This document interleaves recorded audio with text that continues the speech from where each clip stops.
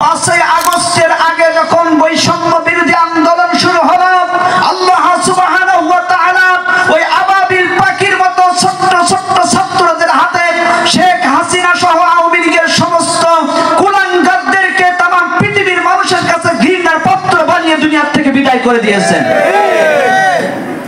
এই আওয়ামী লীগ সরকার স্বৈরাচারী খুনি শেখ হাসিনা কত মানুষকে রিমান্ডে নিয়েছে, কত মানুষকে, নিরীহ মানুষদেরকে ফাঁসির কাস্টে ঝুলিয়ে আলেম ওলামাদেরকে বিদায় করে ইমানদার মুমিন বান্দাদেরকে নিঃস্ব করে দিয়েছে, কত মায়ের বুক খালি করেছে, কত মা বোনদেরকে বিধবা করেছে, কত সন্তানকে পিতাহারা করেছে, কত মানুষদেরকে আয়না ঘর নামক এই কুলাঙ্গার জেলখানা বানিয়ে, গোপন জেলখানা বানিয়ে গুম খুন হত্যা করেছে।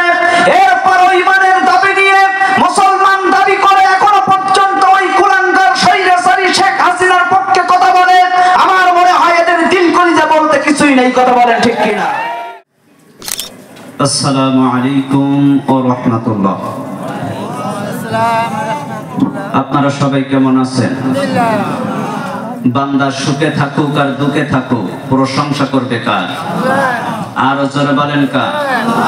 কৃপণতা না করে হৃদয়ের সবটুকু আবেগ আর অনুভূতি উজাড় করে দিয়ে আমরা সেই মহান রবের প্রতি শুকরিয়া জ্ঞাপন করছি। সবাই বলছি আলহামদুলিল্লাহ।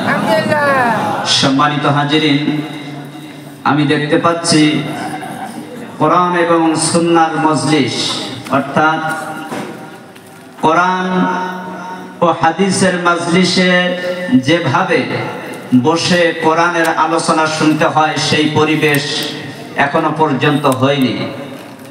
আপনাদেরকে রাসূল করিম সাল্লাল্লাহু আলাইহি ওয়াসাল্লাম যেভাবে কোরআনুল কারীমের ময়দানে কোরআন শুনতে বসতে বলেছেন সেইভাবেই বসতে হবে, কথা ঠিক কিনা? রাসূল করিম সাল্লাল্লাহু আলাইহি ওয়াসাল্লাম বলেছেন 3 জায়গায় ফাঁকা রাখা যাবে না। জোরে বলেন কয় জায়গায়? 3 জায়গায়। তার মধ্যে একটি জায়গা হলো কোরআন হাদিসের মজলিস, যেখানে কোরআন হাদিসের কথা বলা হয়। ওই ময়দানে যে শ্রোতারা বসবে, সামনের সমস্ত জায়গা পূরণ করে কাঁধে কাঁধ মিলিয়ে বসবে। যদি বসতে পারে, আল্লাহ সুবহানাহু ওয়া তাআলা বলেন, আমি আল্লাহ তাআলা আকাশের জগৎ থেকে তাদের উপরে বৃষ্টির মতো রহমতের বাড়ি দ্বারা বর্ষণ করতে থাকবো। শুধু সুবহানাল্লাহ বললে হবে না, আপনাদের সকলকে সামনের ফাঁকা জায়গা পূরণ করে কাঁধে কাঁধ মিলিয়ে বসতে হবে। সবাই সামনে আসুন আর জিকির করুন, লা ইলাহা ইল্লাল্লাহ। সবাই আসেন, লা ইলাহা ইল্লাল্লাহ,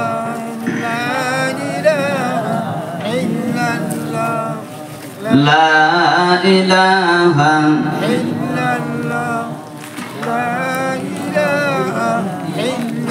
সম্মানিত হাজিরিন, আমার রাসূলের মাথায় টুপি ছিল, আবু জাহেলের মাথায়ও কিন্তু টুপি ছিল। রাসূলের মুখে দাড়ি ছিল, আবু জাহেলের মাথায়ও দাড়ি ছিল। রাসূলের গায়ে জুব্বা ছিল, আবু জাহেলের গায়েও কিন্তু একই জুব্বা ছিল। যার টুপিতে টুপিতে মিল, দাড়িতে দাড়িতে মিল, জুব্বায় জুব্বায় মিল। এরপরও আবুল হিকাম, আবু জেহেল হলো কেন, মূর্খদের পিতা হলো কেন, আমাদের জানার দরকার আছে না নেই?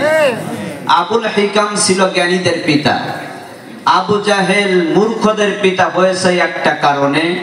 সেই কারণটি হলো আপনার আমার কলিজার টুকরা নবী রাহমাতুল লিল আলামিন জনাবে মুহাম্মদুর রাসূলুল্লাহ সাল্লাল্লাহু আলাইহি ওয়াসাল্লাম যে কথাগুলো বলেছিলেন, আবু জেহেল সেটা মানেনি। আজও যদি আমার রাসূল যেটা বলেছেন কোন ব্যক্তি যদি সেটা না মানে, অস্বীকার করে, তাহলে সে যদি হয় টুপিওয়ালা, আমি বলবো টুপিওয়ালা আবু জেহেল। বুঝে আসছে আমার কথা? যদি হয় সে দাড়িওয়ালা, ওই ব্যক্তি দাড়িওয়ালা আবু জেহেল। যদি হয় জুব্বাওয়ালা, তাহলে ওই ব্যক্তি জুব্বাওয়ালা আবু জেহেল। রাসূল করিম সাল্লাল্লাহু আলাইহি ওয়াসাল্লাম বলেছেন, কোরআনের ময়দানে যারা কোরআন শুনতে বসবে, সামনের ফাঁকা জায়গা রাখা যাবে না। যদি রাসূলের কথা না শোনে, যদি রাসূল যেভাবে বলেছেন ওইভাবে আপনারা না বসেন, আমার মনে হয় আবু জেহেলের মধ্যে আর আপনাদের মধ্যে কোনো পার্থক্য থাকবে না। এজন্য সবাই সামনের জায়গা পূরণ করুন, কাঁধে কাঁধ মিলিয়ে বসুন।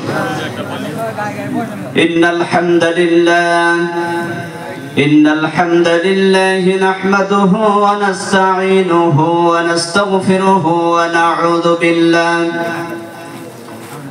نعوذ بالله من شرور أنفسنا ومن سيئات أعمالنا من يهده الله فلا مضل له ومن يضلله فلا هادي له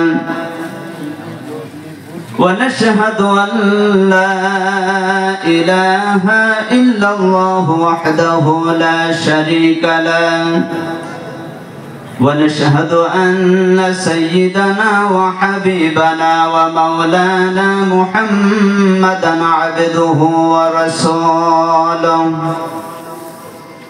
الذي أرسله بالحق بشيرا ونذيرا وداعيا إلى الله بإذنه وسراجا وقمرا منيرا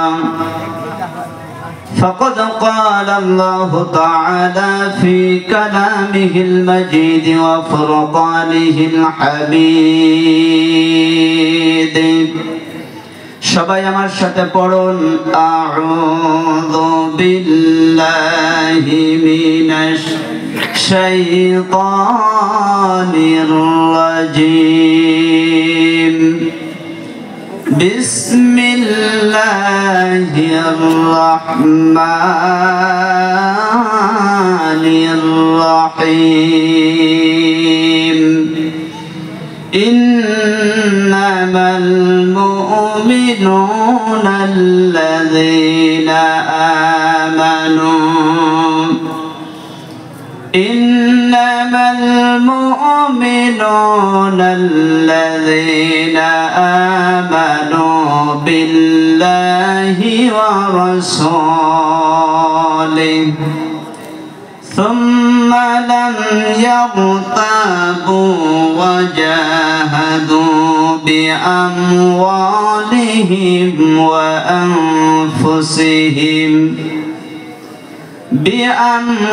بأموالهم وأنفسهم في سبيل الله أولئك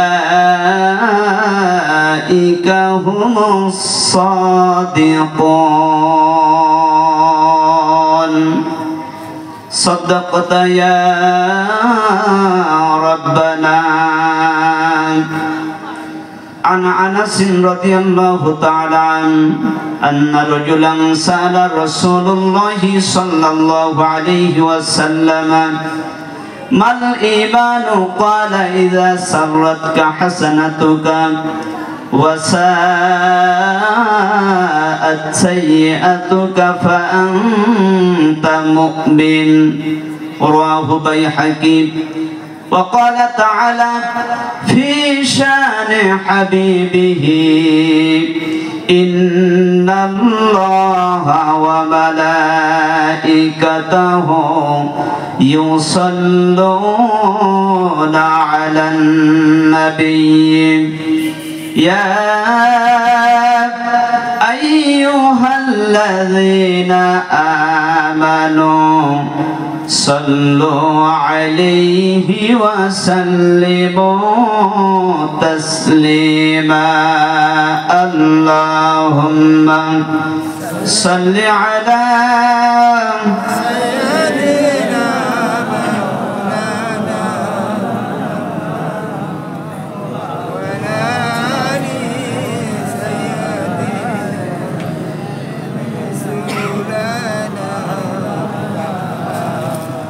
ইমানের পথে অবিচল থেকে আমার মরণ যেন হয় কোরআনের পথে অবিচল থেকে মোদের মরণ যেন হয় তোমার কাছে মিনতি আমার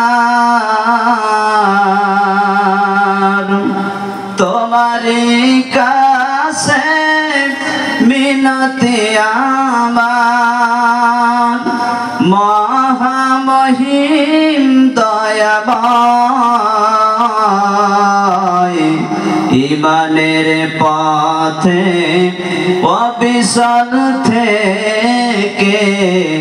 আমার মরণ যেন হয় আল্লাহুম্মা জোরে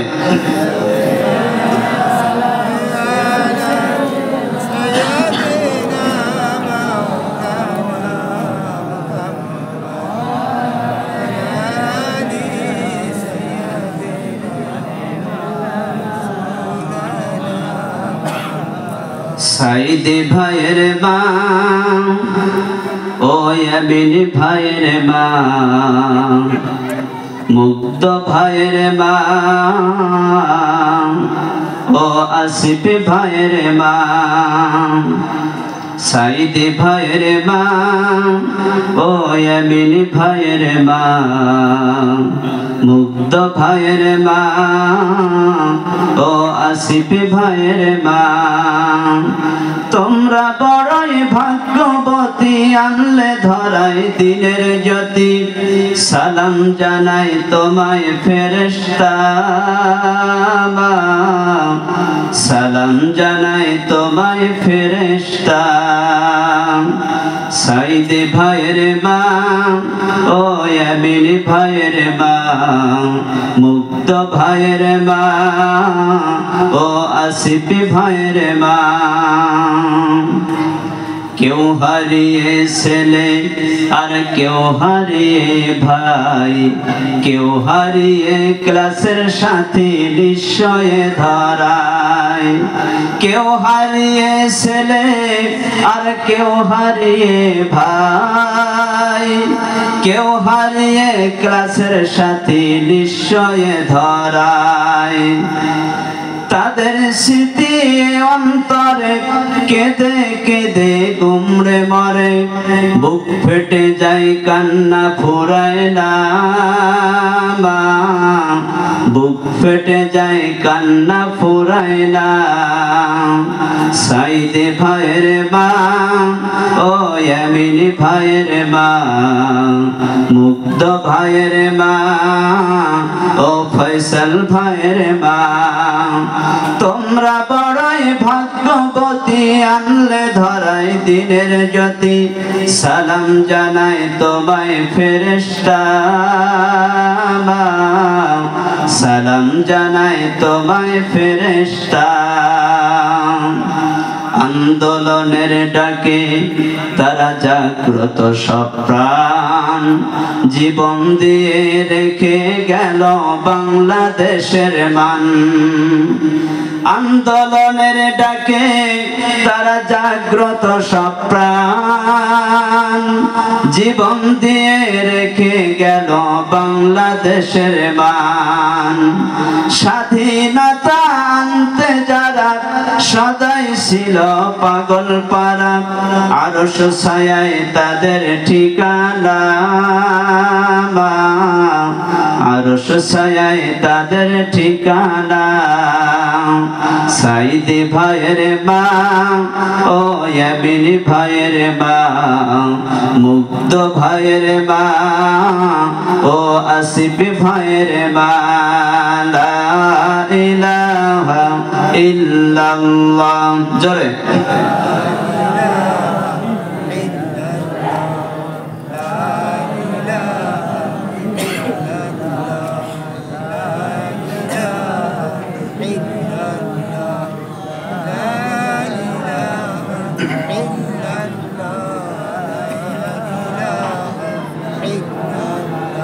ওরে নমরুদ আগুন জ্বালাইল ইব্রাহিমকে ফেলাইল নমরুদ আগুন জ্বালাইল ইব্রাহিমকে ফেলাইল আগুন হইল ফুল বাগিচা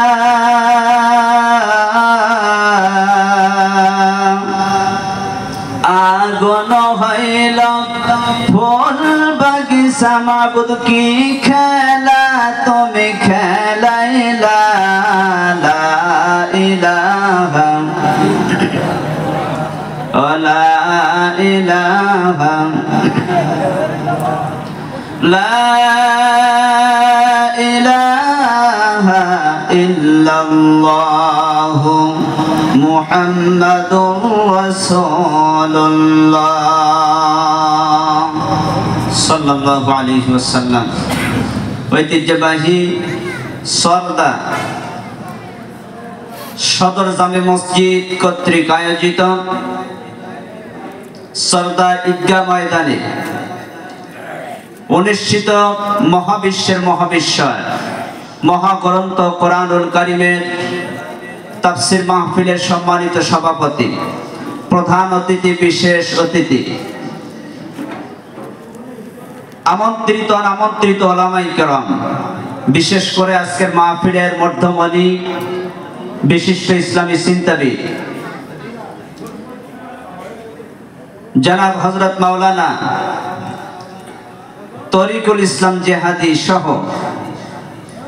আমন্ত্রিত অনামন্ত্রিত উলামায়ে কেরাম, সামনে ধুলির আসনে বসা কোরআন প্রেমিক, ইসলাম প্রেমিক, প্রিয় তাওহীদি জনতা, খালেদ তারেক সাইফুল্লাহর উত্তরসূরি প্রিয় যুবক ভাইয়েরা, পর্দার আড়ালের আমার সম্মানিতা মা এবং বোনেরা, আমি আমার আলোচনার প্রারম্ভে ইসলামের রীতিনীতি অনুযায়ী আপনাদেরকে আবারও সশ্রত সালাম জানাচ্ছি। আসসালামু আলাইকুম ওয়া রাহমাতুল্লাহ। আবারও জানতে চাচ্ছি আপনারা সবাই কেমন আছেন? আমরা সর্বপ্রথম আবারও সে মহান মালিকের দরবারে কালিমাতুশ শুকর আদায় করে নিচ্ছি এজন্য যে মহান মালিক আমাদেরকে সরদা, বারাকপুর, নাজিমগঞ্জ, কালীগঞ্জ, আপনাদের এলাকা যত গ্রাম মহল্লা আছে হাজারো হাজার বান্দা বান্দীদের মধ্য থেকে ছাঁটাই, যাচাই এবং বাছাই করে এক ঝাঁক মৌমাছির মতো কোরআন থেকে মধু সংগ্রহ করার জন্য কোরআনের ময়দানে আমাদেরকে একত্রিত হয়ে এসে বসার তৌফিক দান করেছেন। সে মহান মনিবের দরবারে প্রাণ খুলে শুকরিয়া জ্ঞাপন করছি। কৃপণতা না করে হৃদয়ের সবটুকু আবেগ আর অনুভূতি উজাড় করে দিয়ে নত শিরে উচ্চ আওয়াজে সবাই বলছি আলহামদুলিল্লাহ। আবারও সবাই বলছি আলহামদুলিল্লাহ। দুরূদ আর সালাম বিশ্ব মানবতার পরম বন্ধু, আখিরি জামানার পয়গম্বর, রহমাতুল লিল আলামিন, যিনি বিশ্ববাসীর জন্য একমাত্র রহমত, বিশ্ববাসীর জন্য একমাত্র শুধুমাত্র উসওয়া হাসানা, মহান আদর্শ, বিশ্ববাসীর জন্য একমাত্র মহান নেতা, বিশ্ববাসীর জন্য একমাত্র সুপারিশকারী নবী, জানার আদর্শে আদর্শবান হতে পারলে দুনিয়ায় শান্তি, আখিরাতে মুক্তি, জানার চারিত্রিক সার্টিফিকেট স্বয়ং আরশে আজিম থেকে মহান আল্লাহ সুবহানাহু ওয়া তাআলা প্রদান করেছেন। সেই মহান নেতার দরবারে প্রাণ খুলে সবাই দুরূদ পাঠ করছি, বলছি সাল্লাল্লাহু আলাইহি সাল্লাম। মাগফিরাত কামনা করেছি সেই সমস্ত মরদে মুজাহিদ, দ্বীনের দাঈ, আল্লাহ সুবহানাহু ওয়া তাআলার প্রিয় বান্দা এবং বান্দীদের জন্য, যারা আল্লাহ রাব্বুল আলামিনের পক্ষ থেকে নাজিলকৃত কিতাব, সেই কিতাবের নাম কি? আরো আসতে বলেন, আরো আসতে বলেন, সেই কিতাবের নাম কি? আল কোরআন।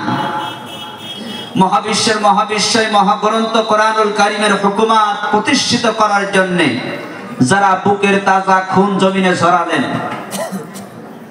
যারা নিজেদের অধিকার আদায়ের জন্য জীবন দিলেন,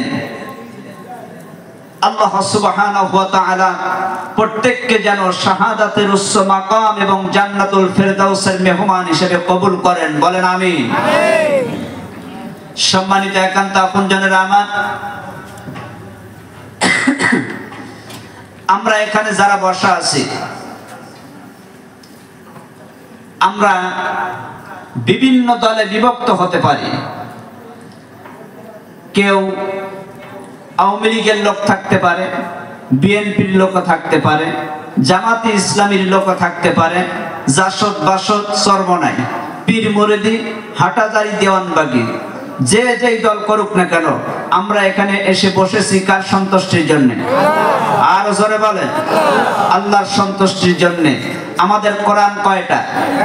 আমাদের আল্লাহ কয়জন? আমাদের নবী কয়জন? তিনি কে? হযরত মুহাম্মদ সাল্লাল্লাহু আলাইহি ওয়াসাল্লাম। তাহলে এখানে আমরা আওয়ামী লীগ, বিএনপি, জাতীয় পার্টি, জামাতে ইসলামী, জাসদ বাসদ, যে যে দল করি না কেন, সকলের জন্য একমাত্র দুনিয়ায় শান্তি এবং আখিরাতের মুক্তির গ্যারান্টি যুক্ত সংবিধানের নাম হলো আল কোরআন। সেই কোরআন থেকে কথা শোনার জন্য বসেছি, কথা ঠিক কিনা? সম্মানিত একান্ত আপনজনেরা আমার, আমি আজকে এমন একটা সাবজেক্ট নিয়েছি, যে সাবজেক্টটি হলো, ইতিপূর্বে আলোচনা আপনারা শুনতেছিলেন, যে সাবজেক্টটি হলো জান্নাতে যাওয়ার প্রথম শর্ত। আমরা কি সবাই জান্নাতে যেতে চাই? কারা কারা জান্নাতে যেতে চান আল্লাহকে দেখান তো, দুই হাত তুলে। আলহামদুলিল্লাহ, আপনারাও জান্নাত চেয়েছেন, আমিও আপনাদের সাথে একমত, আমিও জান্নাত চাই। তবে জান্নাতে যাওয়ার শর্ত দুইটা। জোরে বলেন, কয়টা? দুইটা। এখন আমি আপনাদের কাছে জানতে চাই, যারা জান্নাতে যাবে তারা কারা? মানুষ কিনা? যারা জান্নাতে যাবে তারা কি? মানুষ। জাহান্নামে যারা যাবে তারাও মানুষ। তবে জান্নাতে যারা যাবে তাদের মনে হয় হাত দুইখানা, আর জাহান্নামে যারা যাবে তাদের হাত একখানা, নাকি? তাহলে জান্নাতে যারা যাবে তাদের হাত কয়খানা? জাহান্নামে যারা যাবে তাদের হাত কয়খানা? জাহান্নামে যারা যাবে তাদের মাথা কয়টা? জান্নাতে যারা যাবে তাদের মাথা কয়টা? জাহান্নামে যারা যাবে তাদের চোখ কয়টা? এরপরে জাহান্নামে যারা যাবে তাদের চোখ দুইটা। তাহলে আকার আকৃতি, আপনার মাথা থেকে পা পর্যন্ত অঙ্গ প্রত্যঙ্গ সবই ঠিক আছে। জান্নাতি মানুষ নির্ণয় করা চেহারা, সুরত আর টুপি দাড়ি পাগড়ি দেখে এটা নির্ণয় করা সম্ভব না। যদি শুধুমাত্র দাড়ি দেখে জান্নাতি মানুষ নির্ণয় করা যেত, তাহলে কবি গুরু রবীন্দ্রনাথ ঠাকুর তো আগে জান্নাতের দাবিদার হতো, কথা ঠিক কিনা? যদি মাথায় পাগড়ি বেঁধে, এই পাগড়ি দেখে যদি জান্নাতি মানুষ নির্ণয় করা যেত, তাহলে ভারতের শিখেরা এক নম্বরে জান্নাতি মানুষ হয়ে যেত। যদি টুপি পরে মাথায় টুপি দেখে জান্নাতি মানুষ নির্ণয় করা সম্ভব হতো, তাহলে স্বামী বিবেকানন্দকে এক নম্বরে জান্নাতের কাতারে নাম লেখাতে হতো, কথা বলেন ঠিক কিনা? তাহলে চেহারা, সুরত, টুপি দাড়ি জুব্বা আর পাগড়ি দেখে জান্নাতি মানুষ নির্ণয় করা কোনোদিন সম্ভব নয়। আপনাকে আমাকে জান্নাতে যেতে হলে অবশ্যই সর্বপ্রথম একটা শর্ত পূরণ করা লাগবে। আল্লাহ রাব্বুল আলামিনের কাছে আমরা এই মুহূর্তে প্রশ্ন করলাম, রব্বুল আলামিন গো, আমরা এখানে যারা কোরআনের ময়দানে তোমার রাসূলের জীবনী থেকে আমরা আলোচনা শুনতে এসেছি, আমরা সবাই জান্নাতে যেতে চেয়েছি, জান্নাতের আশা নিয়ে বসে আছি। আল্লাহ, জান্নাতে যদি যেতেই হয়, তাহলে আজকের মাহফিলের বক্তা ছোট্ট হুজুর আমিনুর বলেছে জান্নাতে যাওয়ার শর্ত দুইটা। রব্বুল আলামিন সেই জান্নাতে যাওয়ার দুইটা শর্ত কি দয়া করে বলে দিন। বলেন তো আমার আল্লাহ, বলবেন কি বলবেন না? বলবেন কি না? আল্লাহ রাব্বুল আলামিন সঙ্গে সঙ্গে আপনার আমার প্রশ্নের জবাব রেডি করে রেখেছেন। এখান থেকে ১৫০০ বছর পূর্বে আল্লাহ রাব্বুল আলামিন বলেন, ইন্নাল্লাযীনা আমানু وعملوا الصالحات كانت لهم جنات الفردوس نزلا জোরে বলেন আল্লাহু আকবার।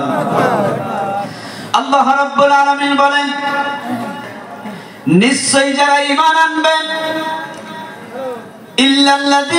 ইন্নাল্লাযীনা আমানু নিশ্চয়ই যারা ঈমান আনবে ওয়া আমিলুস সালিহাত আর যারা নেক আমল করবে কানাত লাহুম জান্নাতুল ফিরদাউসি নুজুলা আমি আল্লাহ রাব্বুল আলামিন ঈমান আননেওয়ালা বান্দা আর সৎকর্মশীল সমস্ত বান্দা বান্দীদেরকে জান্নাতুল ফিরদাউসের মধ্যে মেহমানদারি করাবো জোরে বলেন সুবহানাল্লাহ সুবহানাল্লাহ খালিদিনা ফিহা তারা সব সময় সেখানে থাকবে লা ইয়াবগুনা আনহা হিওয়ালা আর তারা কখনো কামনা বাসনা করবে না যে আমরা এই জান্নাত ছেড়ে অন্যত্র চলে যাই জোরে বলেন সুবহানাল্লাহ সবাই জিকির করেন সুবহানাল্লাহ ওয়াল হামদুলিল্লাহ লা ইলাহা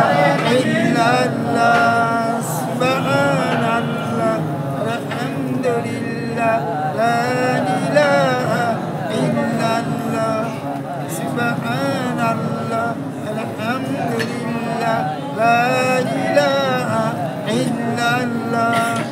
সুবহানাল্লাহ ওয়াল হামদুলিল্লাহ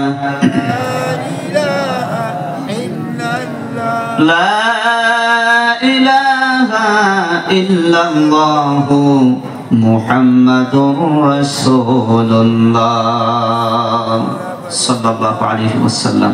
সম্মানিত হাজিরিন, তাহলে জান্নাতে যাওয়ার শর্ত কয়টা? দুইটা। প্রথম নম্বরের শর্ত কি? ঈমান আনা। এখন এই ঈমান দেখা যায় না, ধরা যায় না, ছোঁয়া যায় না।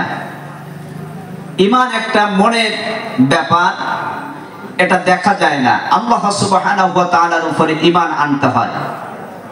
সম্মানিত একান্ত আপনজনেরা আমার, এই ঈমানের সংখ্যা হলো এক। ঈমানের সংখ্যা কত?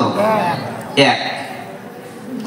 যদি আমি ঈমান আনতে পারি, এরপরে সুবহানাল্লাহ আলহামদুলিল্লাহ আল্লাহু আকবার, নামাজ কালাম দান সদকা হজ যাকাত রমজান মাসের রোজা পালন, আপনি যত ইবাদত করবেন, আমি যত আমল করব, ওইগুলো হলো শূন্য। ঈমানের সংখ্যা এক, আর আপনার আমার আমলগুলো শূন্য। এক যদি না থাকে, হাজারো শূন্য যদি আমি দিতে থাকি, ওই শূন্যের কোনো মূল্য আছে? যদি আমি এক দিতে পারি, অর্থাৎ ঈমান আনতে পারি, এপাশে নামাজ রোজা হজ যাকাত তাসবিহ তাহলিল কোরআন তেলাওয়াত জিকির আজকার মসজিদ মাদ্রাসা নির্মাণ এতিম মিসকিনদেরকে খাওয়ানো, যত ইবাদত করব, একক দশক শতক সহস্র অযুত লক্ষ এভাবে করে আপনার আমার আমল বৃদ্ধি পেতে থাকবে। কথা বলেন ঠিক কিনা? কিন্তু ঈমান যদি না থাকে, সারাটা জীবন যদি আমি নেক আমল করে যাই, আপনার আমার নেক আমল আল্লাহ সুবহানাহু ওয়া তাআলার দরবারে কবুল হবে না, পৌঁছাবে না। আখিরাতে আদালতে আমি হতাশাগ্রস্ত হয়ে যাব, এত নেক আমল করলাম গেল কোথায়? সম্মানিত একান্ত আপনজনেরা আমার, তাহলে আমার আজকের আলোচনার বিষয় হলো ঈমানের দাবিতে সত্যবাদী কারা। আলোচনার বিষয় কি? আরো জোরে বলেন। ঈমানের দাবিতে সত্যবাদী কারা? কারণ অনেকে আমরা ঈমানদার বলে আমরা ঘোষণা দেই, মানুষের চেহারা সুরত, তাদের টুপি দাড়ি জুব্বা এবং কিছু মিষ্টি মিষ্টি ভালো কথা বললেই আমরা মনে করি একজন পাক্কা ঈমানদার। কথা ঠিক কিনা? রাসূল কারীম সাল্লাল্লাহু আলাইহি ওয়াসাল্লামের যখন আম্মা খাদিজাতুল কুবরা রাদিয়াল্লাহু তাআলা আনহার সাথে বিবাহ হয়েছিল, ওই বিবাহে খুতবা পাঠ করেছিলেন তিনি হলেন আমার নবীজির আপন চাচা আবু তালিব। তিনি কে? আবু তালিব। আবু তালিব ওখানে রাসূল করিম সাল্লাল্লাহু আলাইহি ওয়াসাল্লাম সম্পর্কে বলেছিলেন, বর্তমান সময়ে যত যুবক আছে, কুরাইশ বংশের মধ্যেও যত যুবক আছে, তাদের চরিত্র যদি এক পাল্লায় দেওয়া হয় আর মুহাম্মদ সাল্লাল্লাহু আলাইহি ওয়াসাল্লাম আব্দুল্লাহ মুহাম্মদ ইবনে আব্দুল্লাহর চরিত্র যদি আরেক পাল্লায় দেওয়া হয়, ওয়াল্লাহি আল্লাহর নামের কসম করে বলি, আমার ভাতিজা মুহাম্মাদের চরিত্রের পাল্লাটি অনেক অনেক গুণে ভারী হয়ে যাবে। ওখানে আবু তালিব খুতবার মধ্যে, আমি আজকেই পড়তেছিলাম, আবু তালিব খুতবার মধ্যে আল্লাহর প্রশংসা করলেন। মক্কা অর্থাৎ মক্কা শরীফ, মক্কার প্রশংসা করলেন, আমার রাসূলের প্রশংসা করলেন। এই প্রশংসার মধ্য দিয়ে আমরা বুঝতে পারলাম যে আবু তালিব মনে হয় একজন পাক্কা ঈমানদার, নাকি? আব্রাহা বাদশা খানে কাবা ধ্বংস করার জন্য এসেছিল। রাসূল করিম সাল্লাল্লাহু আলাইহি ওয়াসাল্লামের দাদা আব্দুল মুত্তালিব তিনি সংবাদ পেলেন যে আব্রাহা বাদশাহ খানে কাবা ধ্বংস করার জন্য এসেছে এবং আমাদের গৃহপালিত অনেক জন্তু পশু তারা দখল করে নিয়েছে। আব্দুল মুত্তালিব আসলেন যেখানে আব্রাহা বাদশাহ বসা ছিল, ওই জায়গায় আব্রাহা বাদশাহ রাসূল করিম সাল্লাল্লাহু আলাইহি ওয়াসাল্লামের দাদা আব্দুল মুত্তালিবকে দেখে উঠে দাঁড়ালেন। দাঁড়িয়ে রাসূল করিম সাল্লাল্লাহু আলাইহি ওয়াসাল্লামের দাদাকে সম্মান করলেন, বললেন আপনি বসুন।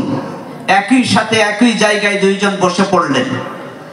আব্রাহা বাদশাহ রাসূল করিম সাল্লাল্লাহু আলাইহি ওয়াসাল্লামের দাদা আব্দুল মুত্তালিবের কাছে জিজ্ঞাসা করলো যে আপনি কিসের জন্য এসেছেন?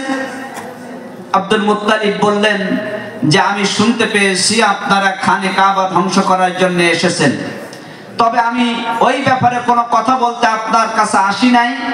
আমি এসেছি, আমি শুনেছি আপনারা আমার এলাকা থেকে যত উট দখল করে নিয়েছেন তার মধ্যে আমার 200 উট আছে, আমার উটগুলি ফিরিয়ে নেওয়ার জন্য আমি এখানে এসেছি। আব্দুল মুত্তালিব যখন এই কথা বললেন, আব্রাহা বাদশাহ বললেন যে আমি আশ্চর্য হয়ে যাচ্ছি, আপনি মক্কার নেতা, খানে কাবার মুতাওয়াল্লি সভাপতি, আপনি খানে কাবার ব্যাপারে কোনো কথা না বলে আপনি সত্যপরের মতো আপনার গৃহপালিত উটগুলো ফেরত চাচ্ছেন। আব্দুল মুত্তালিব বলেছিলেন আমি তো আর খানে কাবার মালিক না, আমি উটের মালিক, আমার উট আমি নিতে এসেছি। খানে কাবার মালিক যিনি, তিনি ওই খানে কাবা রক্ষা করবেন। তার এই কথার মধ্যে আমরা কি পেলাম? তাওহীদের গন্ধ আছে না? আব্দুল মুত্তালিব যে কথা বলেছিলেন, আমাদের সময় যদি এই বিপদের সময় যদি এমন একজন এভাবে কথা বলতেন তাহলে আমরা ধরে নিতাম যে ওই ব্যক্তি পাক্কা একজন ঈমানদার। কথা ঠিক কিনা? কিন্তু আব্দুল মুত্তালিব কি ঈমানদার ছিল? মুশরিক ছিল। সম্মানিত একান্ত আপন জনেরা আমার, তাহলে মুখে কিছু ভালো ভালো কথা বললে ঈমানদার হওয়া যায় না, কিছু ভালো ভালো কাজ করলে ঈমানদার হওয়া যায় না। কারণ আল্লাহ রাব্বুল আলামিন কোরআনুল কারীমের মধ্যে পরিষ্কার ভাষায় বলে দিয়েছেন, আল্লাহ রাব্বুল আলামিন বলেন ওয়া মিনান নাসি মান ইয়াকুলু আমান্না বিল্লাহি ওয়া বিল ইয়াউমিল আখির ওয়া মা হুম বিমুমিনিন।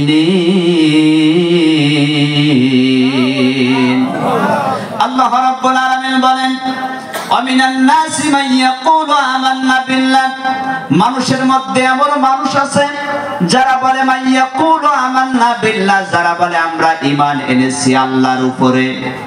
কথা বলে কিনা? অনেকে বলে না যে আমরা কি ঈমানদার না?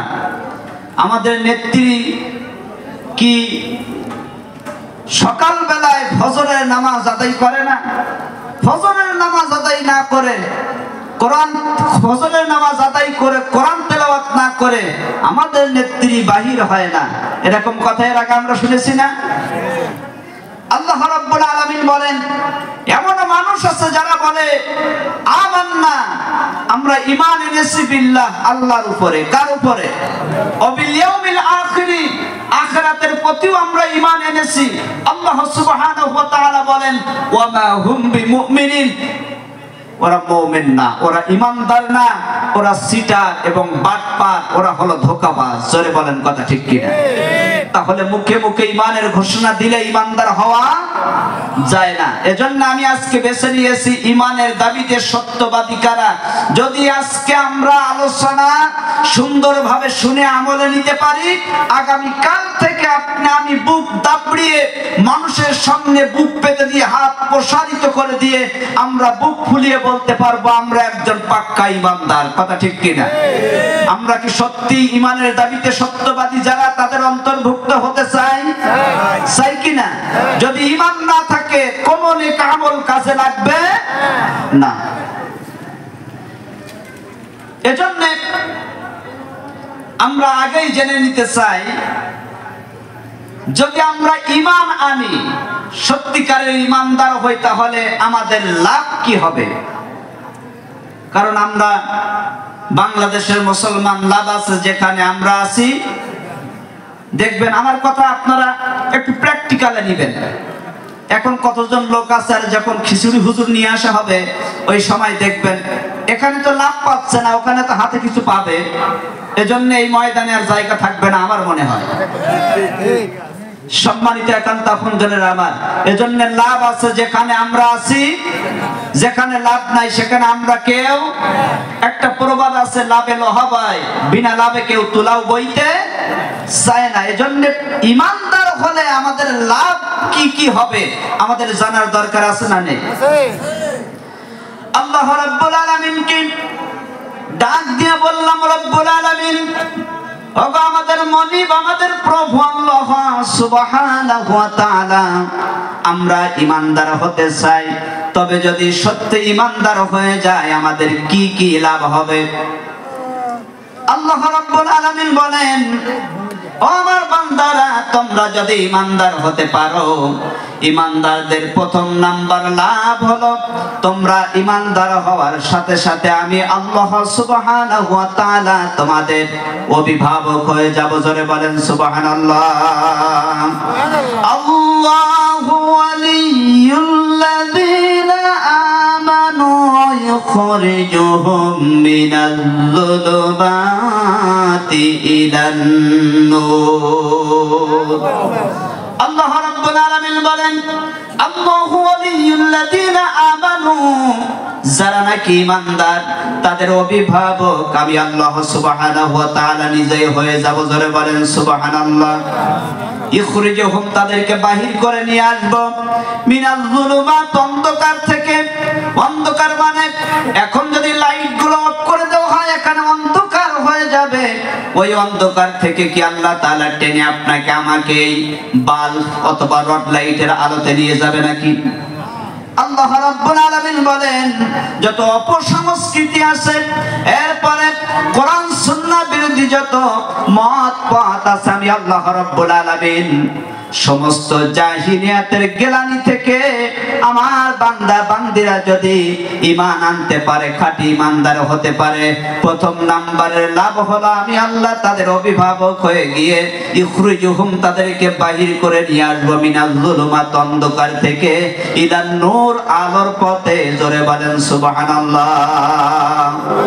সেই আলো মনে হয় এই রড লাইটের আলো, সূর্যের আলো, বাল্বের আলো। আল্লাহ রাব্বুল আলামিন বলেন, আল ইসলামু নূরুন, ইসলাম একটা আলো, ইসলাম একটা লাইট। আল্লাহ সুবহানাহু ওয়া তাআলা বলেন, সমস্ত মানব রচিত শয়তানি মতবাদ থেকে আমার বান্দা বান্দীদেরকে বাহির করে নিয়ে এসে ইসলামের সুশীতল ছায়ায় আমি আল্লাহ রাব্বুল আলামিন আমার বান্দা বান্দীদের জায়গা করে দেব। জোরে বলেন সুবহানাল্লাহ। তাহলে ঈমানদার যারা তাদের অভিভাবক কে? জোরে বলেন, আরো জোরে বলেন কে? কিন্তু দুঃখজনক, এই তামাম বিশ্বের সমস্ত মরল মাতব্বরেরা এখন তাদের আমাদের এই চেয়ারটাকে ঠিক রাখার জন্য, টিকিয়ে রাখার জন্য এই ইমানদারদের রক্ত নিয়ে হোলি খেলা শুরু করেছে। কথা বলেন ঠিক কিনা? তবে মনে রাখতে হবে আমাদের অভিভাবক তো সেই অভিভাবক যিনি ফিরাউনকে লোহিত সাগরের মধ্যে ইঁদুরের মতো চুপিয়ে চুপিয়ে মেরেছে। কথা বলেন ঠিক কিনা? আমরা ইমানদার, আমাদের অভিভাবক তো সেই অভিভাবক যিনি নমরুদকে জুতা পিটা করে দুনিয়ার থেকে বিদায় করে দিয়েছেন। আমাদের অভিভাবক তো সেই অভিভাবক যিনি আবু জেহেলকে বদরের ময়দানে ছোট্ট ছোট্ট নাবালেগ দুইটা শিশু সন্তানের হাতে বালিশ ছাড়া শোয়া দিয়েছিলেন। আমাদের অভিভাবক তো সেই অভিভাবক 16 বছর ধরে বাংলার জমিনে মূল শেকড় গেড়ে দিয়ে ইসলামের উপরে অনেক নির্যাতন করেছে। আলেম ওলামাদেরকে ফাঁসির কাস্টে ঝুলিয়েছে। নিরীহ মানুষদের নামে মিথ্যা মামলা হামলা দিয়ে হয়রানি করিয়ে একেবারে এক তরফা করে তারা গোড়া একেবারে শিকড় গেড়ে দিয়ে বসেছিল। মনে করতেছিল আর জীবনে কোনোদিন আমাদেরকে কেউ নাড়াতে পারবে না। আমাদের অভিভাবক তো সেই অভিভাবক 5ই আগস্টে শেখ হাসিনাকে বাংলার জমিন থেকে একেবারে বিতাড়িত করেছেন। কথা বলেন ঠিক কিনা? সুতরাং আমরা অনেকে হয়তোবা আমেরিকার প্রেসিডেন্টকে অভিভাবক হিসেবে অনেকে গ্রহণ করে নিয়েছেন। আপনারা অনেকে হয়তোবা রাশিয়ার প্রেসিডেন্টকে অভিভাবক হিসেবে গ্রহণ করে নিতে পারেন। আপনারা অনেকে নরপশু নরেন্দ্র মোদীকে, ভারতের প্রধানমন্ত্রী নরপশু জাহান্নামের কুখ্যাত কীট নরেন্দ্র মোদীকে আপনারা অনেকে অভিভাবক হিসেবে গ্রহণ করে নিতে পারেন। আপনারা অনেকে হয়তোবা আছেন স্বৈরাচারী শেখ হাসিনা খুনি হাসিনাকে অভিভাবক হিসেবে আপনারা অনেকে গ্রহণ করে নিতে পারেন। তবে মনে রাখবেন ওদের ক্ষমতা আর আমার আল্লাহর ক্ষমতা কিন্তু এক ক্ষমতা না। ওদের ক্ষমতার কাছে আমার আল্লাহ রাব্বুল আলামিন বলেন ওদের ক্ষমতার আমি আল্লাহ রাব্বুল আলামিনের কাছে মশার ডানার চেয়েও কম দামি। কথা বলেন ঠিক কিনা? কারণ হলো আমার আল্লাহ রাব্বুল আলামিন যদি ওদের ক্ষমতার দিকে লক্ষ্য করে একটাবার তাদের জীবন নামক সুইচটাকে চাপ দেয়, হায়াত নামক সুইচটাকে চাপ দেয়, জীবন নামক বাল্বটা সঙ্গে সঙ্গে মিশে ধূলিকণায় পরিণত হয়ে যাবে, মাটির নিচে দাফন হয়ে যাবে। একটা সেকেন্ডও দেরি হবে না। কথা বলেন ঠিক কিনা? সুতরাং আমরা অভিভাবক হিসেবে গ্রহণ করে নিয়েছি আল্লাহকে। আর আমাদের অভিভাবক আল্লাহ সুবহানাহু ওয়া তাআলার ক্ষমতা কেমন একটু দেখুন। আল্লাহ রাব্বুল আলামিন বলেন কুলিল্লাহুম্মা মালিকাল মুলকি তুতিল মুলকা মান তাশাউ ওয়া তানজিউল মুলকা মিম্মান তাশাউ ওয়া তুইজ্জু মান তাশাউ ওয়া তুযিল্লু মান তাশাউ বিয়াদিকাল খায়র ইন্নাকা আলা কুল্লি শাইইন কাদির। আল্লাহ রাব্বুল আলামিন বলেন আমি তো সেই মহান সত্তা, সেই মহান রব, আমি তো তোমাদের সেই অভিভাবক যিনি যাকে ইচ্ছা ক্ষমতা দেয়, যাকে ইচ্ছা ক্ষমতা ছিনিয়ে নেই, আবার যাকে ইচ্ছা আমি আল্লাহ রাব্বুল আলামিন সম্মান দান করি, আর যাকে ইচ্ছা আমি আল্লাহ রাব্বুল আলামিন সম্মানের চেয়ার থেকে বেইজ্জতি লাঞ্ছিত করে দুনিয়ার থেকে বিদায় করে দেই। কথা বলেন ঠিক কিনা? এখন তো আপনজনেরা আমার আগস্টের 5 তারিখের অনেক আগের থেকে আমার মসজিদের মুসাল্লিরা বলতো হুজুর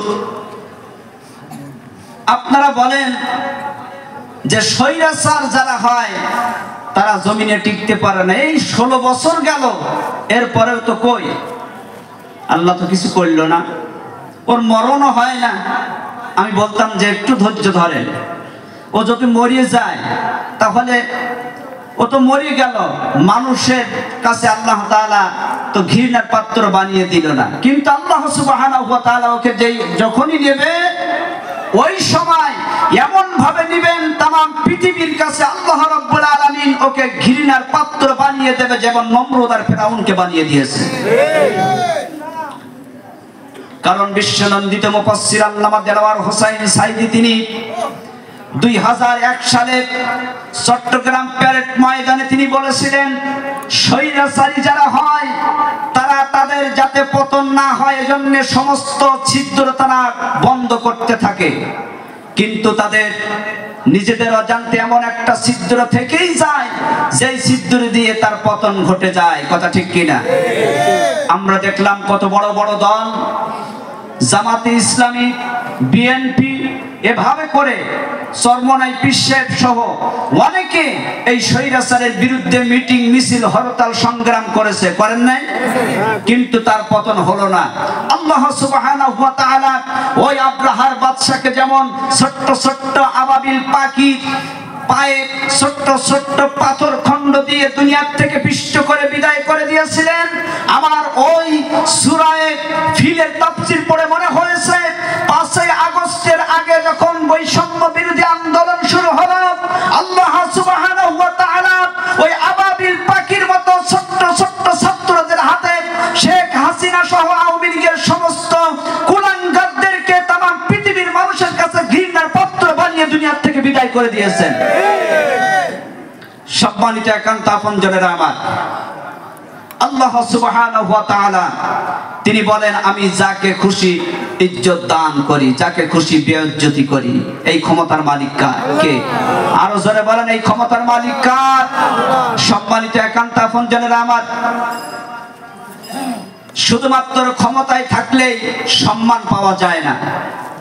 ক্ষমতা থাকলে সম্মান পাওয়া যায়? মানুষ তো শুধুমাত্র মামলা, হামলা, হয়রানির ভয়ে সামনে আসলে সালাম দিত, আসসালামু আলাইকুম, আসসালামু আলাইকুম, কিন্তু যখন পাশ কাটিয়ে যেত পিছন দিক থেকে থাপ্পড় দেওয়ার চেষ্টা করতো। কথা বলেন ঠিক কিনা? জুতা উঠে অসম্মান করত। একান্ত আপনজনেরা আমার, তাহলে আমাদের একজন অভিভাবক তিনি কে? যদি আমরা ইমানদার হই, আমাদের ইমানদারদের প্রথম নাম্বারের লাভ হলো, 1 নাম্বারের লাভ হলো ইমানদার হওয়ার সাথে সাথে অভিভাবক হয়ে যাবেন একজন, তিনি কে? আরো জোরে বলেন, তিনি কে? ইমানদার মুমিন বান্দাদের 2য় নাম্বারের লাভ হলো, আল্লাহ সুবহানাহু ওয়া তাআলা বলেন ইমানদারদের 2য় নাম্বারের লাভ হলো, যদি কোন বান্দা, কোন জনপদের মানুষেরা, যদি কোন দেশের মানুষেরা ঈমান আনতে পারে, আল্লাহ রাব্বুল আলামিন বলেন তাদের 2য় নাম্বারের লাভ হলো তাদের জন্য আসমান এবং জমিনের সমস্ত রহমত আর বরকতের দরজাগুলি আমার আল্লাহ রাব্বুল আলামিন খুলে দিবেন। জোরে বলেন সুবহানাল্লাহ। ওয়ালাউ আন্না আহলাল কুরা আমানু ওয়াত্তাকাউ লাফাতাহনা আলাইহিম বারাকাতিম মিনাস সামাই ওয়াল আরদ। জোরে বলেন আল্লাহু আকবার। আল্লাহ সুবহানাহু ওয়া তাআলা বলেন, যদি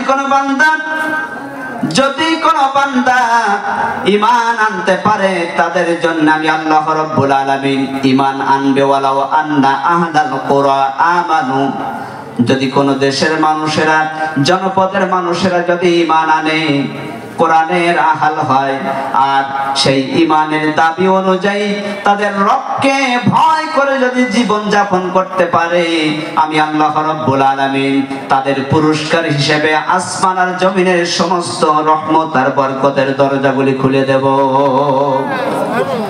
সময় মতো বৃষ্টি বর্ষণ হবে, জমিন ফসল উৎপাদন করবে, আল্লাহ সুবহানাহু ওয়া তাআলার হুকুমে ফুলে ফলে ফসলে সুশোভিত হয়ে যাবে। কোন জায়গায় হত্যা, ধর্ষণ, খুন, রাহাজানি, অনাচার, অত্যাচার, অবিচার থাকবে না। সমস্ত মানুষেরা শান্তির মধ্যে বসবাস করতে থাকবে। জোরে বলেন সুবহানাল্লাহ। সম্মানিত একান্ত আপনজনেরা আমার, তাহলে ইমানদার মুমিন বান্দাদের দ্বিতীয় নম্বরের লাভ হলো আসমান আর জমিনের বরকতের রহমত আর বরকতের দরজা খুলে দিবেন যিনি তিনি কে? 3 নম্বরের লাভ হলো আল্লাহ সুবহানাহু ওয়া তাআলা কোরআনুল কারীমের মধ্যে বলেন, আমি আল্লাহ রাব্বুল আলামিন ইমানদার মুমিন বান্দাদের পুরস্কার হিসেবে যেটা দান করব সেটা হলো যুগে যুগে কালে কালে ইমানদারেরাই বিজয়ী হবে। জোরে বলেন সুবহানাল্লাহ।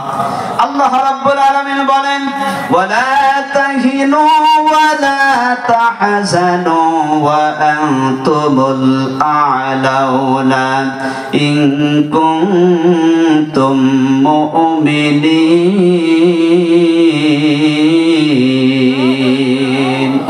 আল্লাহ রাব্বুল আলামিন বলেন, তোমাদের কোনো ভয় নাই বান্দা, তোমাদের কোনো চিন্তা নাই, টেনশন করো না, তোমরাই বিজয়ী হবে, তোমরাই জয়লাভ করবে যদি তোমরা একটা শর্ত পূরণ করতে পারো, সেটা হলো ইন কুনতুম মুমিনিন।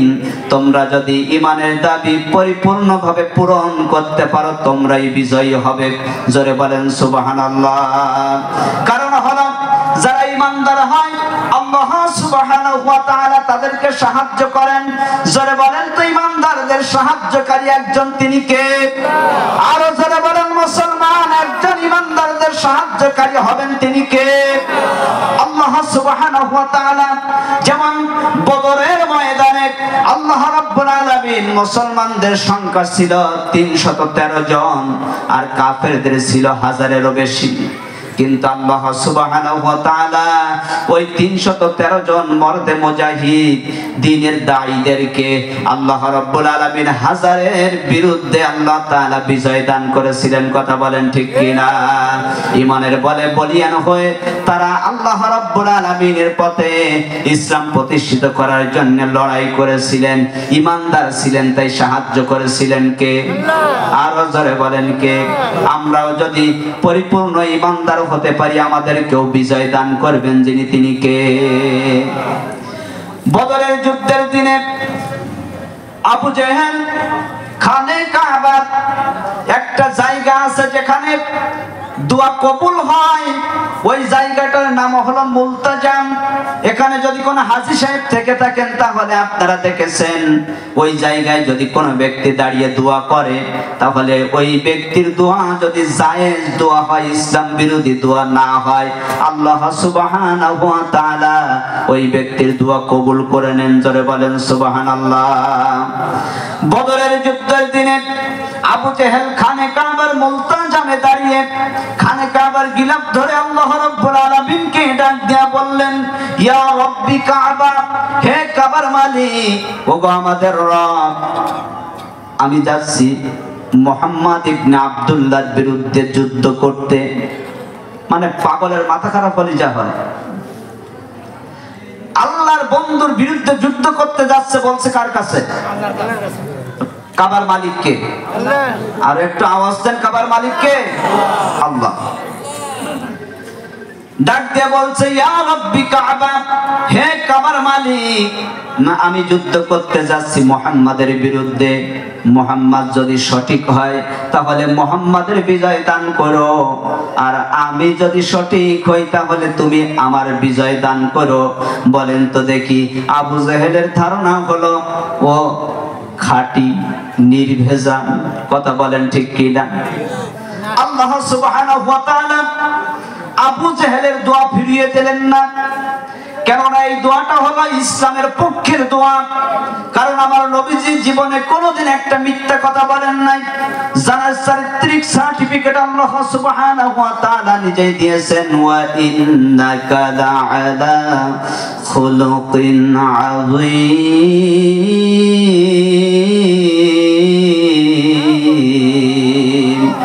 আল্লাহ রাব্বুল আলামিন বলেন, এবং নিশ্চয় নবী আপনি উন্নত মানের চরিত্র, পুত পবিত্রের উপরে প্রতিষ্ঠিত। আপনার মতো চরিত্রবান মানুষ আকাশের নিচে জমিনের উপরে আর একটাও খুঁজে পাওয়া যাবে না। এই পৃথিবীতে আপনি আমি ভালো কি মন্দ, আপনার আমার চরিত্র কেমন একমাত্র সব থেকে ভালো জানে যিনি আপনার আমার স্ত্রী, তিনি কথা বলেন ঠিক কিনা? আপনার আমার স্ত্রী বলতে পারবে আমার স্বামী ভালো না খারাপ। যদি আপনার আমার স্বামী বলে আপনার আমার স্ত্রী বলে আমার স্বামী ভালো ছিল, ভালো। আপনার আমার স্ত্রী যদি বলে সুপারিশর, কচুসর, কলাসর, তাহলে সেটাই হবে। কথা বলেন ঠিক কিনা? কারণ আপনার আমার জীবনে গোপন এবং প্রকাশ্য যা কিছু সবকিছু স্ত্রীরা জানে কি জানে না?